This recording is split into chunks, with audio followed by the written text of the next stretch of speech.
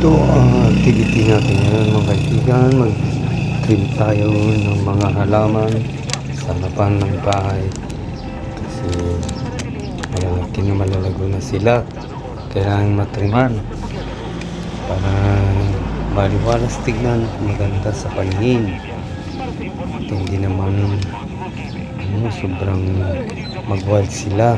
Mag-wild mga yan kung hindi matriman. Kaya ingat-ingat lang, dahan-dahan, baka mahulog. Ayan, handang tingnan ang halaman kung triman. Mag-trim tayo ng mag-trim. Thanks for viewing. Thank you, thank you.